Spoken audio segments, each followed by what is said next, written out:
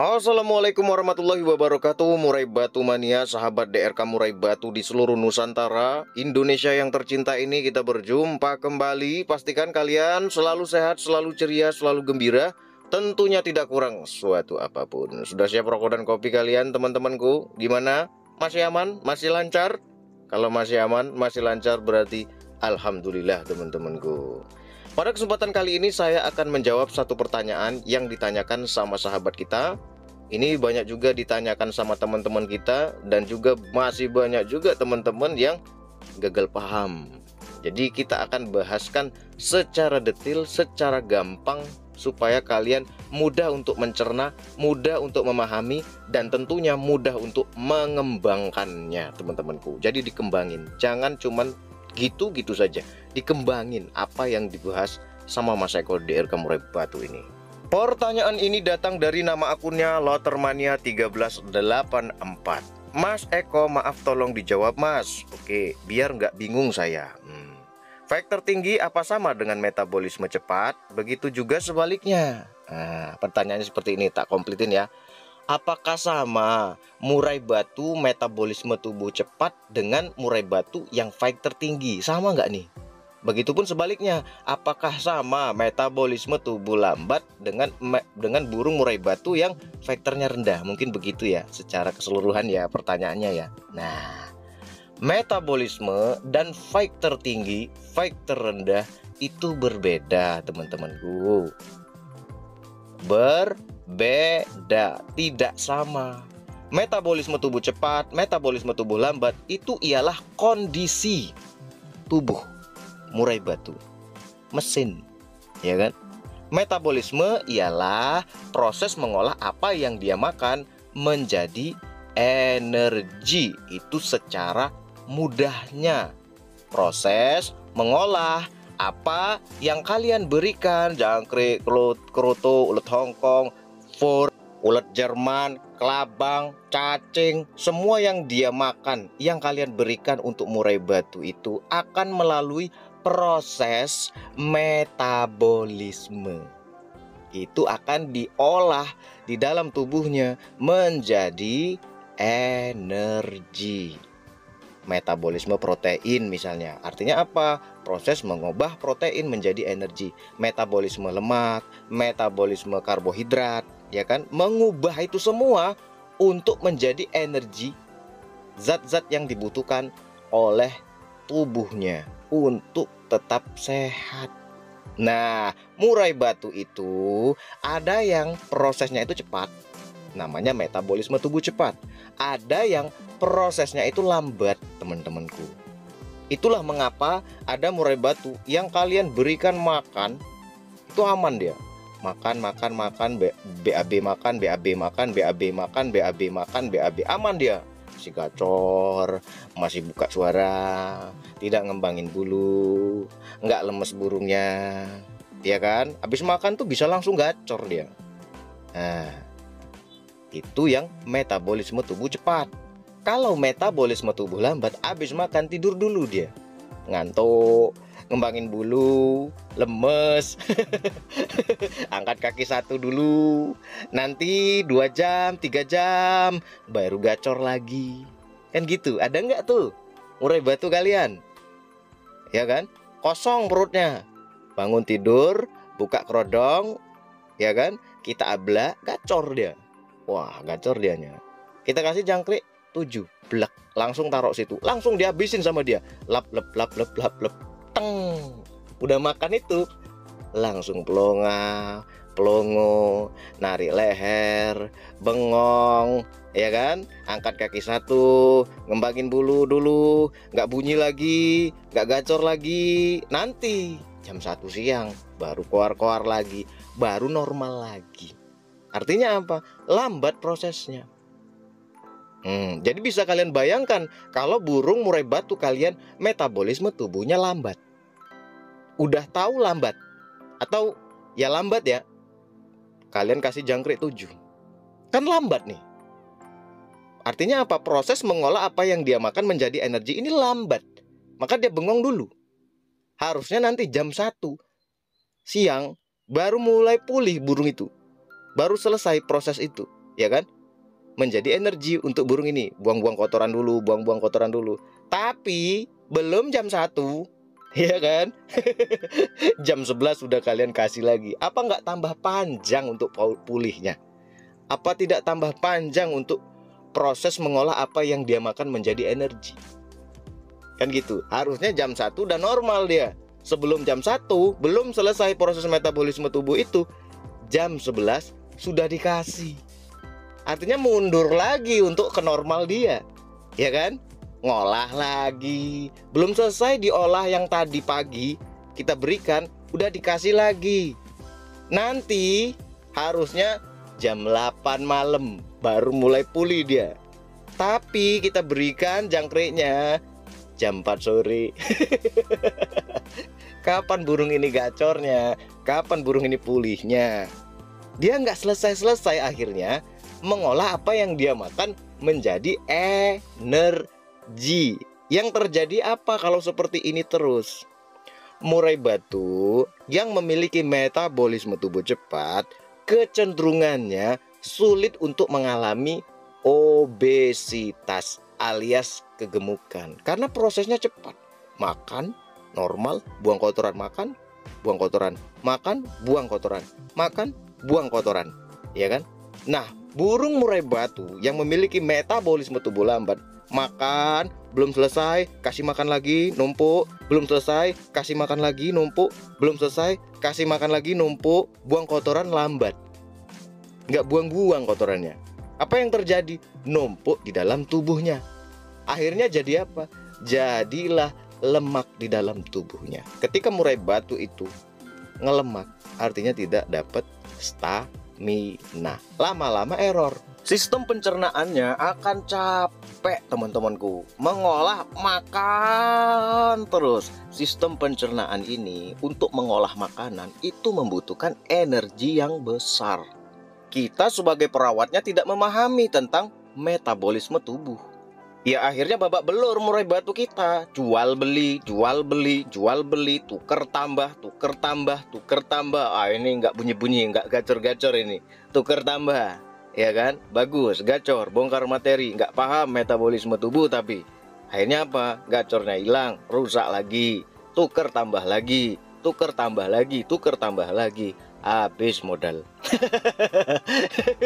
Iya kan? Bener nggak tuh? Banyak nggak nih yang alami hal ini? Jualnya ke Mas Eko, babak belur burung itu. Kan gitu, ya kan? Itulah mengapa ketika murai batu kalian dikeluarin pagi, belum dikasih makan apapun, udah gacor dia. Terus kalian kasih makan jangkrik 5, hilang gacornya. Dari situ saja kita harusnya udah nyambung, ya kan? Dari situ saja kita harusnya udah memahami, sudah bisa melihat teman-temanku. Tapi ya itu, banyak yang gagal paham, kejauhan mikirnya. Nah ini loh yang terjadi. Apa saja sih yang mempengaruhi metabolisme tubuh pada murai batu ini? Yang pertama adalah gen, faktor keturunan. Bapak emaknya memiliki metabolisme tubuh cepat, maka anaknya pun juga akan seperti itu. Kalau bapak emaknya memiliki metabolisme tubuh lambat, anaknya juga akan seperti itu. Nah, disinilah kita sebagai perawatnya dituntut untuk memahami. Jangan sampai merusak. Metabolisme tubuhnya bagus, rawatan salah, rusak, lambat, turun, drop, obesitas, hancur. Ya kan? Metabolisme tubuh lambat dibikin terlalu cepat, kelewatan. Ya kan? Terlalu cepat akhirnya kelewatan, babak belur juga burungnya. Maka kita harus memahami itu. Kita bisa lihat, perhatikan tingkah pola dari murai batu kita masing-masing. Kemudian yang kedua yang mempengaruhi metabolisme tubuh pada murai batu kita adalah usia. Makin dewasa murai batu kita, makin turunlah metabolisme tubuh. Maka kita yang harus menjaganya. Makin muda dia, makin tinggilah metabolisme tubuh. Makanya burung tuh gampang lapar. Kita sebagai perawatnya dituntut untuk menakar makanannya, nyeting, ya kan? Nyeting harian. Artinya apa? Mengatur. Settingan itu kan artinya mengatur. Kalau makan berarti mengatur pola makan, nyeting makannya, mengatur.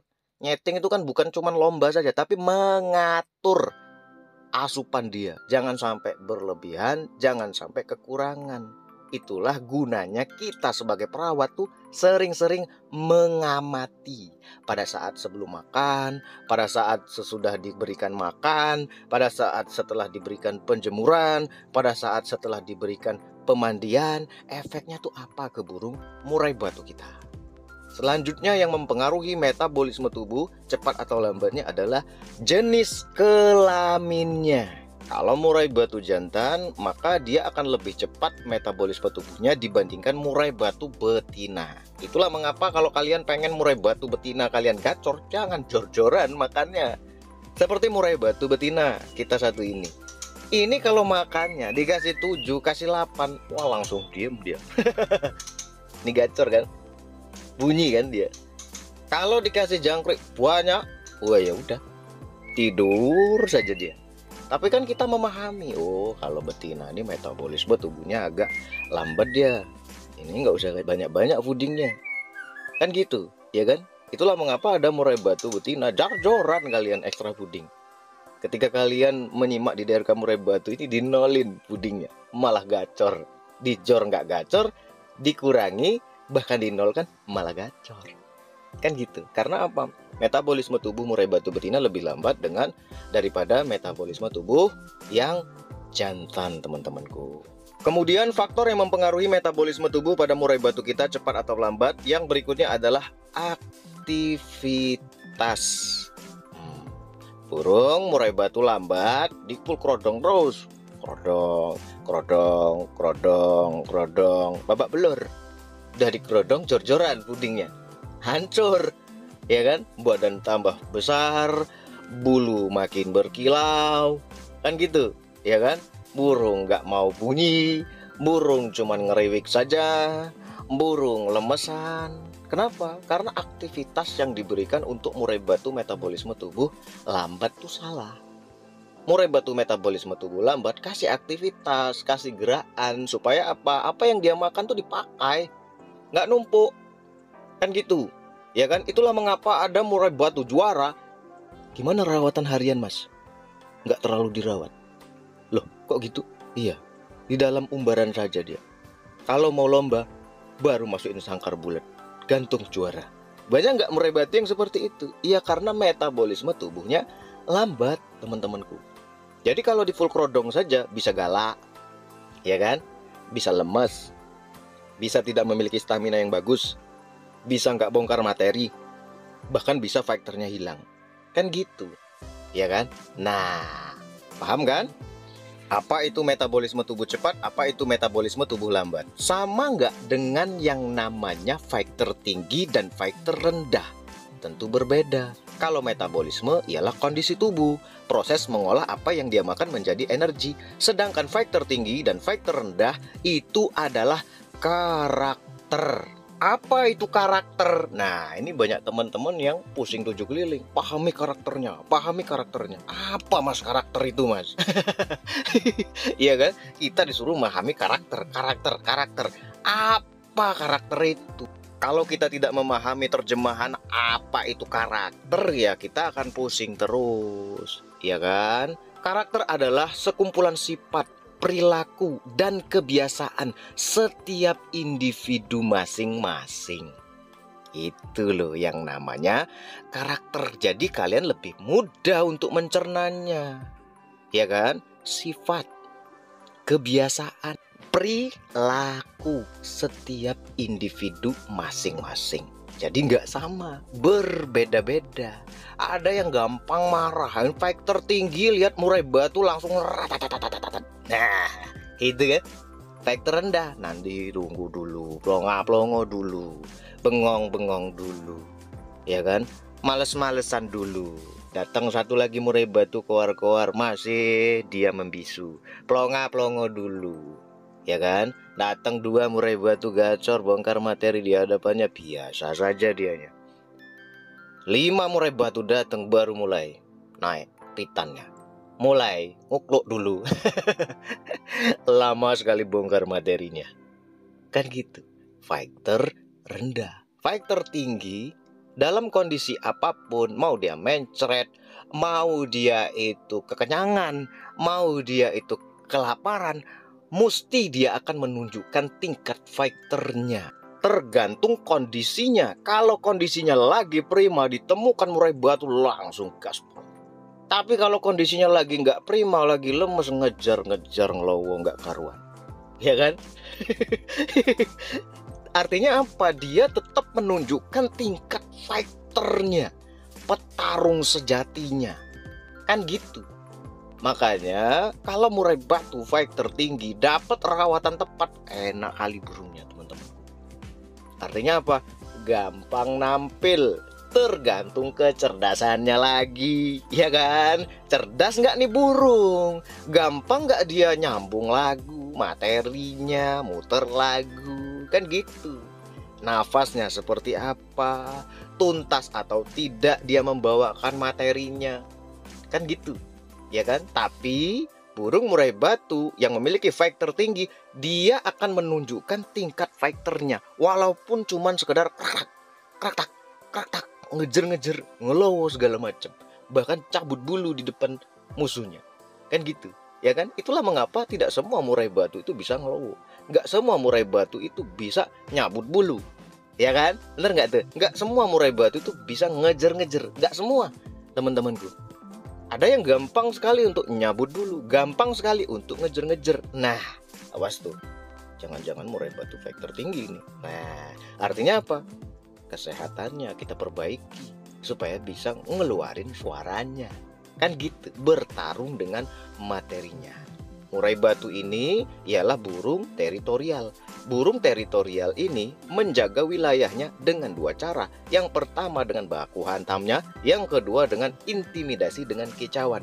Kalau dia tidak dalam kondisi yang prima, maka yang terjadi adalah udah jangan banyak bacot, langsung baku hantam saja, ngejar-ngejar nggak karuan pokoknya, kan gitu, ya kan? Tapi kalau dia dalam kondisi yang prima, dia akan mengintimidasi dulu dengan materinya, dengan jeritan-jeritannya, kan gitu, ya kan?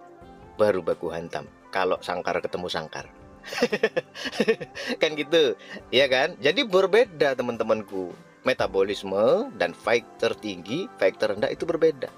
Metabolisme ialah kondisi tubuh, ya kan? Kalau tingkat fighter rendah, fighter tinggi, itu karakter.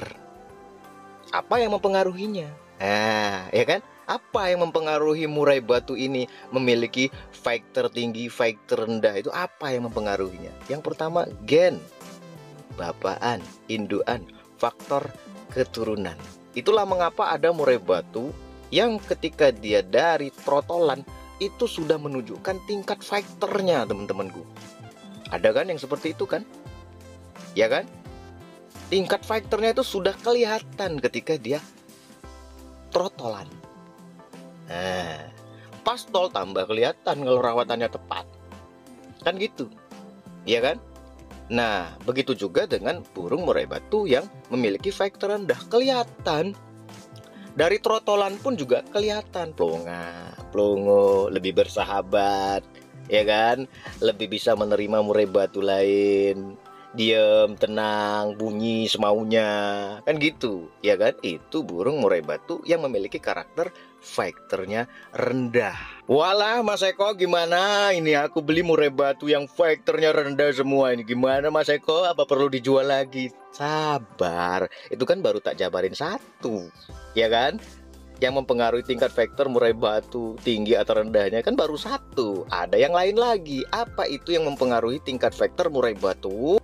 Yang kedua ialah latihan atau pengalaman.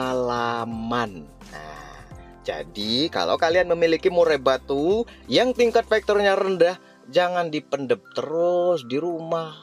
Dilatih, sparring, ya kan? Ditemukan dengan murai batu yang lain. Jangan dipendem terus di rumah, babak belur mentalnya, ya kan? Nggak naik-naik tingkat fighternya.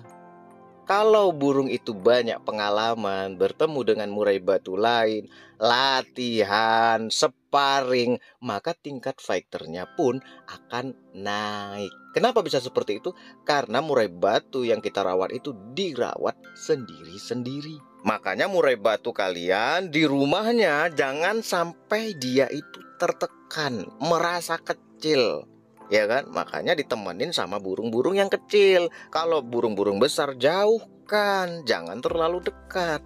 Yang kecil-kecil saja dilalap sama dia. Ya kan? Wah, ini burung kecil. Besar kan mental dia kan? Dia akan merasa dia adalah pemimpinnya di situ.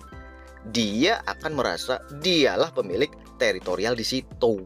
Kan gitu. Ya kan? Jangan tersiksa hidupnya. Hancur mentalnya, teman-temanku. Dari sinilah kita bisa memahami lingkungan tempat tinggal dia, tempat kalian itu loh, bisa mempengaruhi tingkat fighter murai batu kalian masing-masing. Apakah semakin bagus tingkat fighternya di rumah kalian, apakah semakin hancur? Kenapa? Karena tertekan, nggak nyaman. Kan gitu. Ada kan murai batu, kalian beli di tempat orang, itu mengerikan burung itu. Fighternya sangat bagus sekali. Begitu pindah tempat kalian, melempem. Banyak kan yang seperti ini kan? Kenapa? Karena pindah lingkungan yang tidak nyaman. Oleh sebab itu, bikin tempat kalian itu nyaman. Carikan tempat istirahat yang mantap untuk dia. Jangan sampai ada gangguan, supaya burung kalian tetap fresh ketika bangun di pagi hari, teman-temanku. Paham gak tuh? Sampai sini paham? Walah, udah 21 menit. Ini kelamaan, sebenarnya panjang sekali ini penjabarannya, teman-temanku. Tapi ya segitu ya. Kalau yang namanya metabolisme tubuh cepat, lambat, ialah kondisi tubuh, proses mengolah apa yang dia makan menjadi energi. Sedangkan faktor tinggi, faktor rendah itu adalah karakter burung. Ini kalau kita jabarin lebih luas lagi nih karakter ini, wah seru teman-temanku. Tapi takut kuota kalian habis kepanjangan nantinya. Segitu saja, silahkan kalian kembangkan. Wassalamualaikum warahmatullahi wabarakatuh.